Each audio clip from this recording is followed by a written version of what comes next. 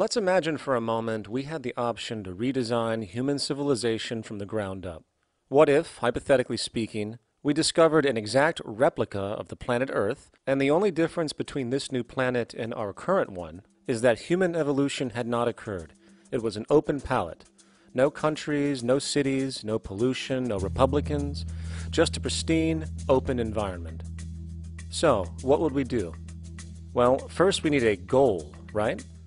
And it's safe to say that goal would be to survive. And not to just survive, but to do so in an optimized, healthy, prosperous way. Most people indeed desire to live, and they would prefer to do so without suffering. Therefore, the basis of this civilization needs to be as supportive and hence sustainable for human life as possible, taking into account the material needs of all the world's people while trying to remove anything that could hurt us in the long run. That goal of, say, maximum sustainability understood, the next question regards our method.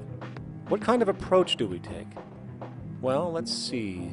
Last I checked, politics was the method of social operation on Earth. So what do the doctrines of the Republicans, liberals, conservatives, or socialists have to say about societal design? Not a damn thing. Okay, then what about religion? Surely the great creator had to have left some blueprint somewhere. No, nothing I can find. Okay then, so what's left? It appears something called science. Science is unique in that its methods demand not only that the ideas proposed be tested and replicated, but everything science comes up with is also inherently falsifiable. In other words, unlike religion and politics, science has no ego, and everything it suggests accepts the possibility of being proven wrong eventually. It holds on to nothing and evolves constantly. Well, that sounds natural enough to me. So then, based on the current state of scientific knowledge in the early 21st century, along with our goal of maximum sustainability for the human population, how do we begin the actual process of construction? Well, the first question to ask, what do we need to survive? The answer, of course, are planetary resources. Whether it is the water we drink, the energy we use, the raw materials we utilize to create tools and shelter, the planet hosts an inventory of resources, many of which are demanded for our survival. So, given that reality, it then becomes critical to figure out what we have and where it is. This means we need to conduct a survey. We simply locate and identify every physical resource on the planet we can, along with the amount available at each location, from the deposits of copper, to the most potent locations for wind farms to produce energy, to the natural freshwater springs, to an assessment of the amount of fish in the ocean, to the most prime arable land for food cultivation, etc. But, since we humans are going to be consuming these resources over time, we then realize that not only do we need to locate and identify, we also need to track. We need to make sure we don't run out of any of this stuff. That would be bad. And this means not only tracking our rates of use, but the rates of earthly regeneration as well, such as how long it takes for, say, a tree to grow or a spring to replenish. This is called dynamic equilibrium. In other words, if we use up trees faster than they can be grown back, we have a serious problem, for it is unsustainable. So then, how do we track this inventory, especially when we recognize that all of this stuff is scattered everywhere? We have large mineral mines in what we call Africa, energy concentrations in the Middle East, huge tidal power possibilities on the Atlantic coast of North America, the largest supply of fresh water in Brazil, etc. Well, once again, good old science has a suggestion. It's called systems theory. Systems theory recognizes that the fabric of the natural world, from human biology to the earthly biosphere to the gravitational pull of the solar system itself, is one huge synergistically connected system, fully interlinked. Just as human cells connect to form our organs, and the organs connect to form our bodies, and since our bodies cannot live without the earthly resources of food, air, and water, we are intrinsically connected to the earth, and so on. So, as nature suggests, we take all of this inventory and tracking data and create a system to manage it. a global resource management system, in fact, to account for every relevant resource on the planet. There is simply no logical alternative if our goal as a species is survival in the long run. We have to keep track as a whole. That understood, we can now consider production. How do we use all this stuff? What will our process of production be, and what do we need to consider to make sure it is as optimized as possible to maximize our sustainability? Well, the first thing that jumps right out at us is the fact that we need to constantly try and preserve. The planet's resources are essentially finite, so it is important that we be strategic. Strategic preservation is key. The second thing we recognize is that some resources are really not as good as others in their performance. In fact, some of this stuff, when put into use, has a terrible effect on the environment, which invariably hinders our own health. For example, oil and fossil fuels, no matter how you cut it, release some pretty destructive agents into the environment. Therefore, it is critical we do our best to use such things only when we really have to, if at all. Fortunately for us, we see a ton of solar, wind, tidal, wave, heat differential, and geothermal possibilities for energy production, so we can strategize objectively about what we use and where to avoid what could be called negative retroactions, or anything that results from production or use that damages the environment and hence ourselves. We will call this strategic safety, to couple in with our strategic preservation. But production strategies do not stop there. We are going to need an efficiency strategy for the actual mechanics of production itself. And what we find is that there are roughly 3 specific protocols we must adhere to. 1. Every good we produce must be designed to last as long as possible. Naturally, the more things break down, the more resources we are going to need to replace them, and the more waste produced. 2. When things do break down or are no longer usable for whatever reason, it is critical that we harvest or recycle as much as we possibly can. So the production design must take this into account directly at the very earliest stages. 3. Quickly evolving technologies, such as electronics, which are subject to the fastest rates of technological obsolescence, would need to be designed to foreshadow and accommodate physical updates. The last thing we want to do is throw away an entire computer system just because it has only one broken part or is outdated. So we simply design the components to be easily updated, part by part, standardized and universally interchangeable, foreshadowed by the current trend of technological change. And when we realize that the mechanisms of strategic preservation, strategic safety, and strategic efficiency are purely technical considerations, devoid of any human opinion or bias, we simply program these strategies into a computer which can weigh and calculate all the relevant variables, allowing us to always arrive at the absolute best method for sustainable production based on current understandings. And while that might sound complex, all it is a glorified calculator. Not to mention, such multivariate decision-making and monitoring systems are already used across the world today for isolated purposes. It is simply a process of scaling it out. So, now we not only have our resource management system, but also a production management system, both of which are easily computer automated to maximize efficiency, preservation, and safety. The informational reality is that the human mind, or even a group of humans, cannot track what needs to be tracked. It must be done by computers, and it can be.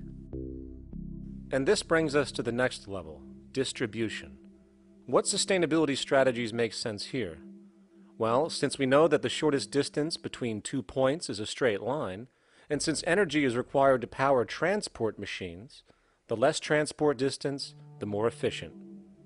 Producing goods in one continent and shipping them over to another only makes sense if the goods in question simply cannot be produced in the target area. Otherwise, it is nothing but wasteful. We must localize production so distribution is simple, fast, and requires the least amount of energy. We'll call this the proximity strategy. which simply means we reduce the travel of goods as much as possible, whether raw materials or finished consumer products. Of course, it might also be important to know what goods we are transporting and why, and this falls under the category of demand. And demand is simply what people need to be healthy and to have a high quality of life. The spectrum of material human needs range from core life-supporting necessities, such as food, clean water, shelter, to social and recreational goods, which allow for relaxation and personal social enjoyment, both important factors in human and social health overall. So, very simply, we take another survey. People describe their needs. Demand is assessed, and production begins based on that demand. And since the level of demand of different goods will naturally fluctuate and change around different regions, we need to create a demand distribution tracking system, so to avoid overruns and shortages. Of course, this idea is old news. It is used in every major store chain today to make sure they keep up with their inventory. Only this time we are tracking on a global scale. But, wait a minute, we really can't fully understand demand if we don't account for the actual usage of the good itself. Is it logical and sustainable for every single human to, say, have one of everything made, regardless of their usage? No, that would be simply wasteful and inefficient. If a person has a need for a good, but that need is only for, say, 45 minutes a day on average, it would be much more efficient if that good was made available to them and to others when needed. Many forget that it isn't the good that they want, it is the purpose of that good. When we realize that the good itself is only as important as its utility, we see that external restriction, or what we might call today ownership, is extremely wasteful and environmentally illogical in a fundamental economic sense. So, we need to devise a strategy called strategic access.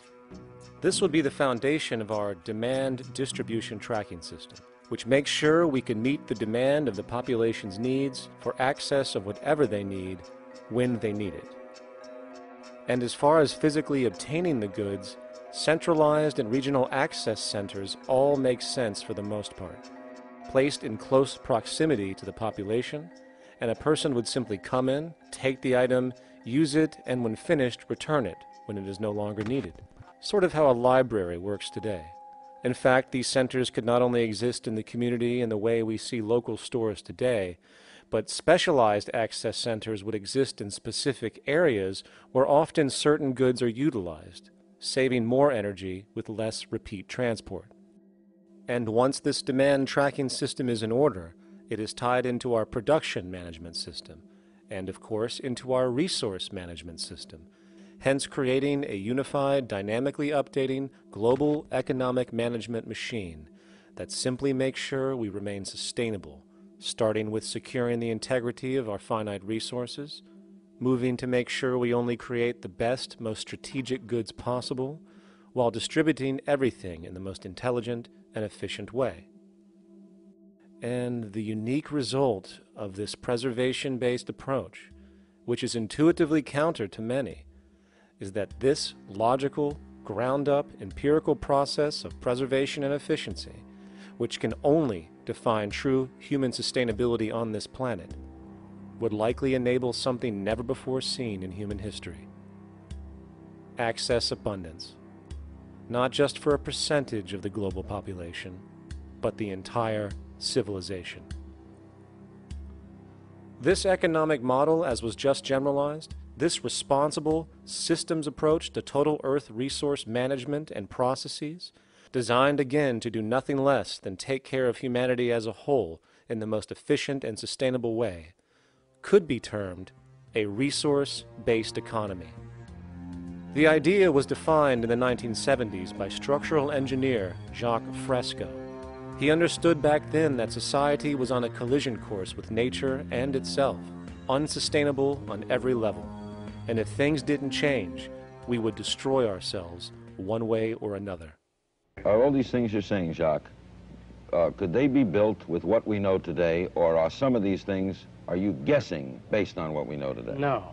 All of these things can be built with what we know today. It would take 10 years to change the surface of the earth, to rebuild the world into a second Garden of Eden. The choice lies with you. The stupidity of a nuclear arms race, the development of weapons, trying to solve your problems politically by electing this political party or that political party, that all politics is immersed in corruption. Let me say it again. Communism, socialism, fascism, the Democrats, the liberals, we want to absorb human beings. All organizations that believe in a better life for man, there are no Negro problems or Polish problems or Jewish problems or Greek problems or women's problems. They're human problems. I'm not afraid of anybody. I don't work for anyone. No one can discharge me. I have no boss. I am afraid to live in the society we live in today. Our society cannot be maintained by this type of incompetency. It was great, the free enterprise system, about 35 years ago. That was the last of its usefulness. Now we've got to change our way of thinking or perish. The horror movies of the future will be our society, the way it didn't work. And politics would be part of a horror movie. Lots of people today use the term cold science because they're analytical. And they don't even know what analytical means. Science means closer approximations of the way the world really works. So it's telling the truth, is what it is. A scientist doesn't try to get along with people. They tell them what their findings are. They have to question all things. And if some scientist comes up with an experiment that shows certain materials have certain strength, other scientists have to be able to duplicate that experiment and come up with the same results. Even if a scientist feels that an airplane wing, due to mathematics or calculations, can hold up a given amount of weight, they still pile sandbags on it to see when it breaks. And they say, you know, my calculations are right, or they're not correct. I love that system because it's free of bias and free of thinking that math can solve all the problems. You have to put your math to test also. I think that every system that can be put to test should be put to test, and that all decisions should be based upon research. A resource-based economy is simply the scientific method applied to social concern, an approach utterly absent in the world today. Society is a technical invention, and the most efficient methods of optimized human health, physical production, distribution, city infrastructure, and the like reside in the field of science and technology, not politics or monetary economics. It operates in the same systematic way as, say, an airplane, and there is no Republican or liberal way to build an airplane. Likewise, nature itself is the physical referent we use to prove our science, and it is a set system, emerging only from our increased understanding of it. In fact, it has no regard for what you subjectively think or believe to be true. Rather, it gives you an option. You can learn and fall in line with its natural laws and conduct yourself accordingly, invariably creating good health and sustainability, or you can go against the current to no avail. It doesn't matter how much you believe you can just stand up right now and walk on the wall next to you. The law of gravity will not allow it. If you do not eat, you will die. If you are not touched as an infant, you will die. As harsh as it may sound, nature is a dictatorship, and we can either listen to it and come in harmony with it, or suffer the inevitable adverse consequences. So, a resource-based economy is nothing more than a set of proven, life-supporting understandings where all decisions are based upon optimized human and environmental sustainability. It takes into account the empirical life ground, which every human being shares as a need, regardless, again, of their political or religious philosophy. There is no cultural relativism to this approach. It isn't a matter of opinion. Human needs are human needs, and having access to the necessities of life, such as clean air, nutritious food, and clean water, along with a positively reinforcing, stable, nurturing, and non-violent environment, is demanded for our mental and physical health, our evolutionary fitness, and hence the species' survival itself.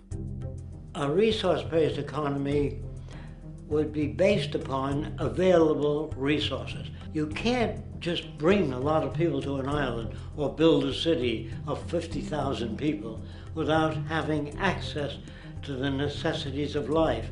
So when I use the term a comprehensive systems approach, I'm talking about doing an inventory of the area first and determining what that area can supply, not just architectural approach, not just design approach, but design must be based on all of the requirements to enhance human life. And that's what I mean by an integrated way of thinking. Food, clothing, shelter, warmth, love, all those things are necessary. If you deprive people of any of them, you have a lesser human being, less capable of functioning. As previously outlined, a resource-based economy's ground-up, global, systems approach to extraction, production, and distribution is based upon a set of true economic mechanisms, or strategies, which guarantee efficiency and sustainability in every area of the economy. So, continuing this train of thought regarding logical design, what is next in our equation? Where does all this materialize? Cities. The advent of the city is a defining feature of modern civilization. Its role is to enable efficient access to the necessities of life, along with increased social support and community interaction. So how would we go about designing an ideal city? What shape should we make it? Square? Trapezoid? Well, given we're going to be moving around the thing, we might as well make it as equidistant as possible for ease, hence the circle. What should the city contain? Well, naturally we need a residential area, a goods production area, a power generation area, an agricultural area. But we also need nurturing as human beings, hence culture, nature, recreation, and education. So let's include a nice open park, an entertainment events area for cultural purposes and socializing, and educational and research facilities. And since we're working with a circle, it seems rational to place these functions in belts based on the amount of land required for each goal, along with ease of access. Very good. Now, let's get down to specifics. First, we need to consider the core infrastructure, or intestines, of the city organism. These would be the water, good, waste, and energy transport channels. Just as we have water and sewage systems under our cities today, we would extend this channeling concept to integrate waste recycling and delivery itself. No more mailmen or garbage men. It is built right in. We could even use automated pneumatic tubes and similar technologies. Same goes for transport. It needs to be integrated and strategically designed to reduce or even remove the need for wasteful, independent automobiles. Electric trams, conveyors, transveyors, and maglevs, which can take you virtually anywhere in the city, even up and down, along with connecting you to other cities as well. And of course, in the event an automobile is required, it is automated by satellite for safety and integrity. In fact, this automation technology is in working order right now. Automobile accidents kill about 1.2 million people every single year, injuring about 50 million. This is absurd and doesn't have to occur. Between efficient city design and automated driverless cars, this death toll can be virtually eliminated. Agriculture. Today, through our haphazard, cost-cutting industrial methods, using pesticides, excessive fertilizers, and other means, we have successfully destroyed much of the arable land on this planet, not to mention also extensively poisoning our bodies. In fact, industrial and agricultural chemical toxins now show up in virtually every human being tested, including infants. Fortunately, there is a glaring alternative: the soilless mediums of hydroponics and aeroponics, which also reduce nutrient and water requirements by up to 75% of our current usage. Food can now be organically grown on an industrial scale in enclosed vertical farms, such as in 50-story 1-acre plots, virtually eliminating the need for pesticides and hydrocarbons in general. This is the future of industrial food cultivation: efficient, clean, and abundant. So, such advanced systems would be, in part, what comprise our agricultural belt, producing all the food required for the entire city's population, with no need to import anything from the outside, saving time, waste, and energy. And speaking of energy, the energy belt would work in a systems approach to extract electricity from our abundant renewable mediums, specifically wind, solar, geothermal, and heat differentials, and if near water potentials, tidal and wave power. To avoid intermittency and make sure a positive net energy return occurs, these mediums will operate in an integrated system, powering each other when needed, while storing excessive energy to large supercapacitors under the ground, so nothing can go to waste. And not only does the city power itself, particular structures will also power independently and generate electricity through photovoltaic paints, structural pressure transducers, the thermocouple effect, and other current but underutilized technologies. But of course, this begs the question, how does this technology and goods in general get created in the first place? This brings us to production. The industrial belt, apart from having hospitals and the like, would be the hub of factory production. Completely localized overall, it would of course obtain raw materials by way of the global resource management system just discussed, with demand being generated by the population of the city itself. As far as the mechanics of production, we need to discuss a new, powerful phenomenon which was sparked very recently in human history and is on pace to changing everything. It's called mechanization, or the automation of labor. Well, if you look around you, you'll notice that almost everything that we use today is built automatically. Your shoes, your clothes, your home appliances, your car, and so on, they are all built by machines in an automatic way. Can we say that the society has not been influenced by these major technological advancements? Of course not. These systems really dictate new structures and new needs, and they make a lot of other things obsolete. So we've been going up in the development and use of technology in an exponential way. So definitely automation is going to continue. You cannot stop technologies that just make sense. Labor automation through technology is at the bottom of every major social transformation in human history. From the agricultural revolution and the invention of the plow, to the industrial revolution and the invention of the powered machine, to the information age we live in now through essentially the invention of advanced electronics and computers. And with regard to advanced production methods today, mechanization is now evolving on its own, moving away from the traditional method of assembling component parts into a configuration into an advanced method of creating entire products in one single process. Like most engineers, I'm fascinated by biology because it's so full of examples of extraordinary pieces of engineering. And absolutely, what biology is the study of things that copy themselves. Of course, that's good a definition of life as we've got. Again, as an engineer, I've always been intrigued by the idea of machines that would copy themselves. RepRap is a three-dimensional printer. That's to say, it's a printer that you plug into a computer, and instead of making two-dimensional sheets of paper with patterns on, it makes real, physical, three-dimensional objects. Now, there's nothing new about that. 3D printers have been around for about 30 years. Big thing about RepRap is that it prints most of its own parts. So if you've got one, you can make another one and give it to a friend, as well as being able to print lots of useful things. From the simple printing of basic household goods in your home, to the printing of an entire automobile body in one swoop, advanced automated 3D printing now has the potential to transform virtually every field of production, including home construction. Contour crafting is actually a fabrication technology, the so-called 3D printing, when you directly build a 3D object from a computer model. Using contour crafting, it will be possible to build a 2,000 square foot home entirely by the machine in one day.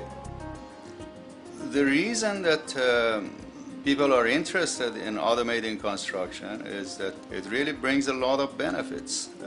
For example, construction is pretty labor intensive, and although it provides job for a sector of the society, it also has issues and complications. For example, construction is the most dangerous job that there is. It is worse than mining and agriculture. It has got the highest level of fatality almost in every country. Another issue is the waste. An average home in the United States has 3 to 7 tons of waste. So this is huge if we look at the impact of construction and knowing that about 40% of all materials in the world are used in construction. So big waste of energy and resources and big damage to the environment as well. Making homes using hammers and nails and wood with the state of our technology today is really absurd and will go the way of our labor class in regards to manufacturing in the United States.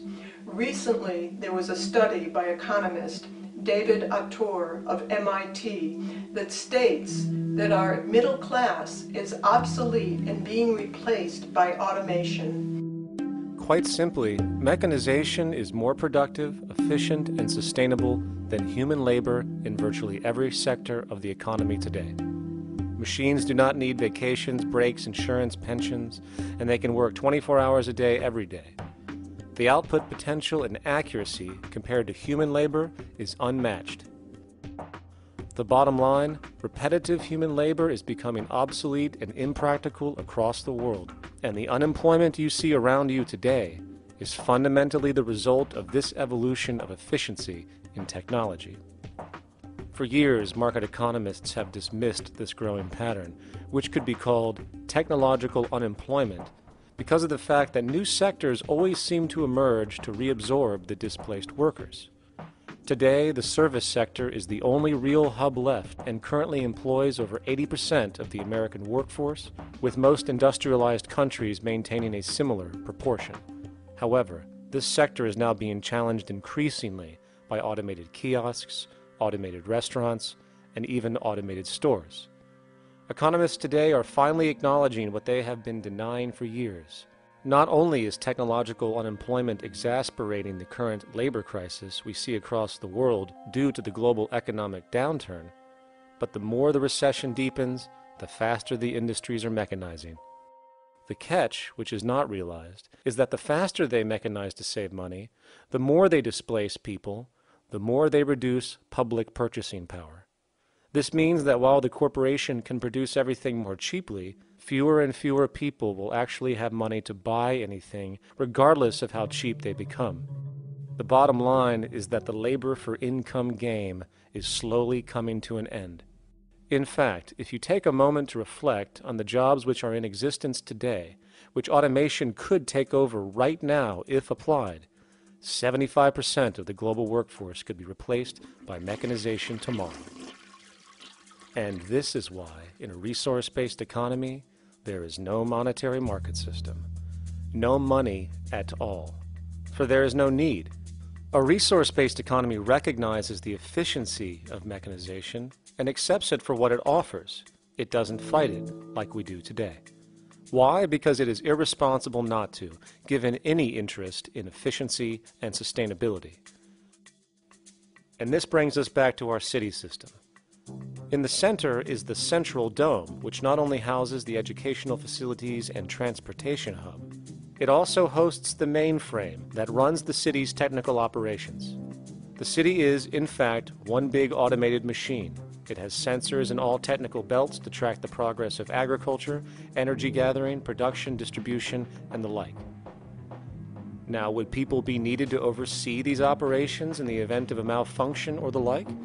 Most probably yes, but that number would decrease over time as improvements continue. However, as of today, maybe 3% of the city population would be needed for this job when you break it down. And I can assure you that in an economic system which is actually designed to take care of you and secure your well-being, without you having to submit to a private dictatorship on a daily basis, usually to a job that is either technically unnecessary or socially pointless, while often struggling with debt that doesn't exist just to make ends meet.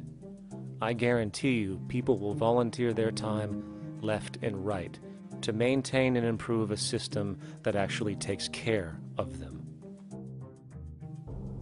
And coupled with this issue of incentive comes the common assumption that if there isn't some external pressure for one to work for a living, people will just sit around, do nothing, and turn into fat, lazy blobs. This is nonsense. The labor system we have today is in fact the generator of laziness, not a resolver of it. If you think back to when you were a child, full of life, interested in new things to understand, likely creating and exploring, but as time went on, the system pushed you into the focus of figuring out how to make money. And from early education to study at a university, you are narrowed, only to emerge as a creature which serves as a cog in a wheel in a model that sends all the fruits to the upper 1%. Scientific studies have now shown that people are, in fact, not motivated by monetary reward when it comes to ingenuity and creation. The creation itself is the reward. Money, in fact, appears only to serve as an incentive for repetitive, mundane actions, a role we have just now shown can be replaced by machine. So when it comes to innovation, the actual use of the human mind, the monetary incentive has proven to be a hindrance, interfering and detracting from creative thought. And this might explain why Nikola Tesla, the Wright brothers, and other inventors who contributed massively to our current world never showed a monetary incentive to do so. Money is, in fact, a false incentive and causes 100 times more distortion than it does contribution. Good morning, class. Please settle down. The first thing I would like to do is go around the room and ask what everyone would like to be when they grow up. Who'd like to go first?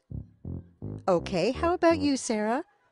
When I grow up, I want to work at McDonald's like my mom. Oh, family tradition, eh? How about you, Linda? When I grow up, I'm going to be a prostitute on the streets of New York City. Oh, glamour girl, huh? Very ambitious. How about you, Tommy?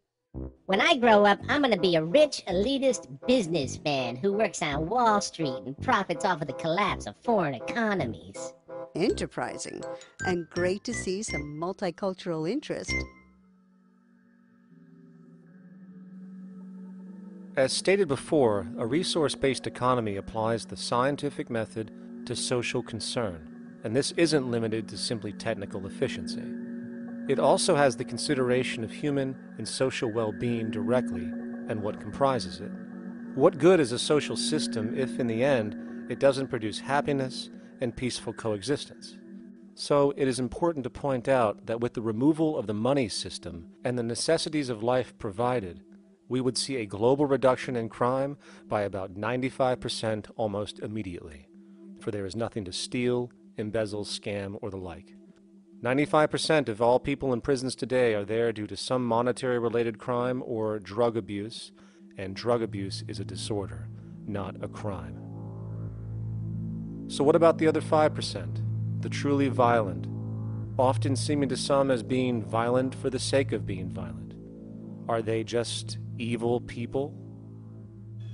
The reason that I frankly think it's a waste of time to engage in moral value judgments about people's violence is because it doesn't advance by one iota our understanding of either the causes or the prevention of the violent behavior.